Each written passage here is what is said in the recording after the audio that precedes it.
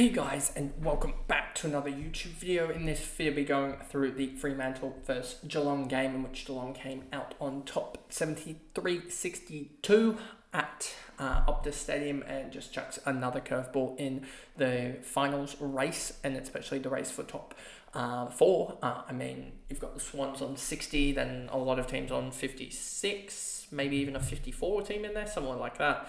And yeah, it's just all clumped together. I think Port Adelaide in the later game, if they had won, which they did in the end, they would jump to second. And if they had lost, they would have jumped to seventh, I believe. That's how kind of crazy this game was. Was it in the end? Or what happened with that? As the other game happened. So yeah, they had a chance to drop to seventh with results on the Sunday as of recording. You guys will obviously have known now, given that this will be released on the Monday. But you've got the Western Bulldogs and Carlton games still to come, which I expect them to win.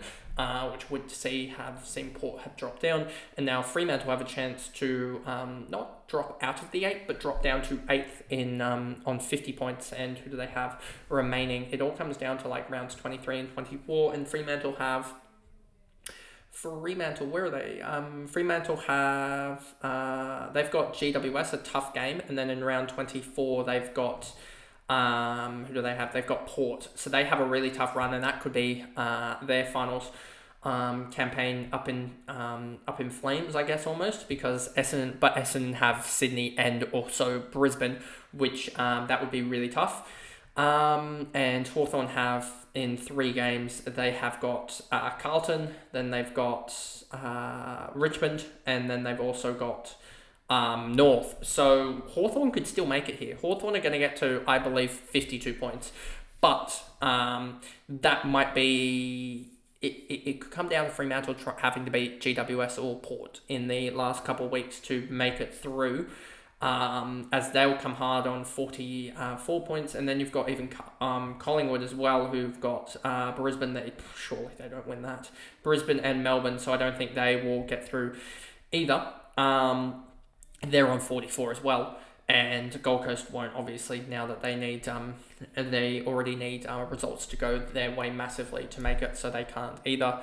So yeah, there's just a lot of things that could have happened, I guess, for that. Freo could easily still end out of the 8. But anyway, let's just jump into this video, get it all over and done with, and we can talk about that in a future video. Luke Ryan. Yeah, he did Luke Ryan stuff. He ended up with 15 marks, and yeah, he did what Luke Ryan does best.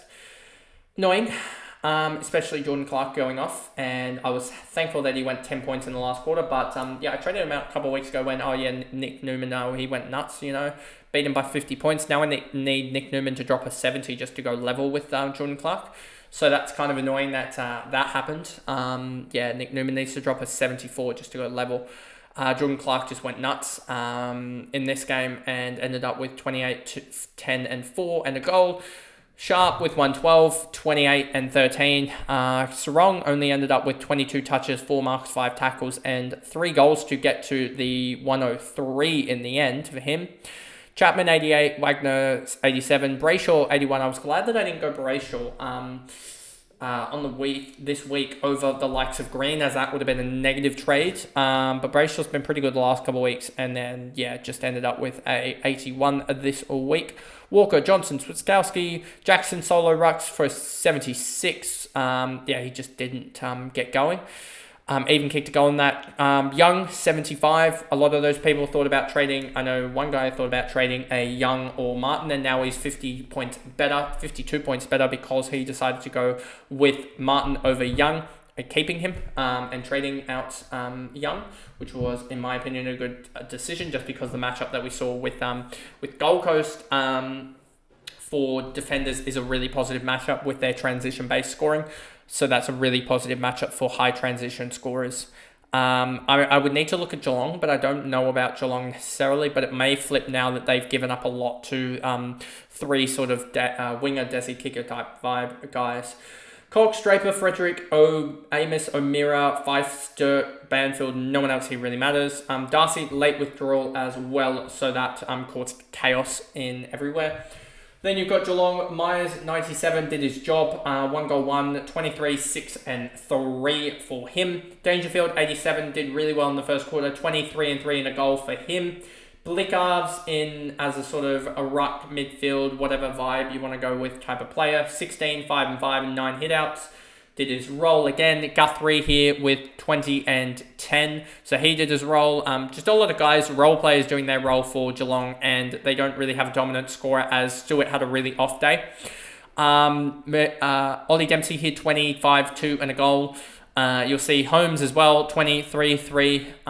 You'll see Cameron as well here, 14, 5, 4 and a goal. Stewart here, 19, 7. He got off late in the game here, you can see.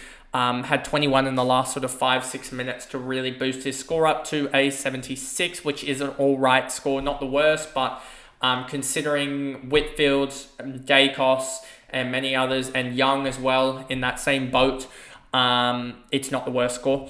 Atkins, Henry, Humphreys with the 69. Got off really early to a really, really good start. Got up to, 23, I think it was? 23 in the first 15 minutes. I thought he might be able to be looped or something. No, just didn't do anything. Stanley, Bose, Colin Jasney, Manor as well. Just didn't get going. Him and Stewart were tied at one point on 12 points midway through the second quarter. Was it? No, that's Atkins. Give me Stewart here. 12. 2 minutes into like the third quarter. At one point, I think they were also tied on about 16 or 18 points. Let's think about that. Yeah, they were just both just tracking so poorly.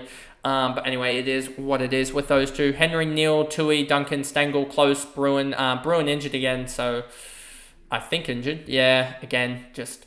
He's had a rotten run of it, so he may be one of value, but I think he's just never going to be that guy that goes 100. I think he's just going to be that guy that goes like 80s and midfields. And I don't think Geelong are going to really have that midfielder that goes off. So we'll see what happens. I hope that they don't bring in like a Stevens or a Hardy or someone like that and really just break their fancy relevance for 2025 in the last 2 games of the year. So we'll see what they go with the midfield mix there.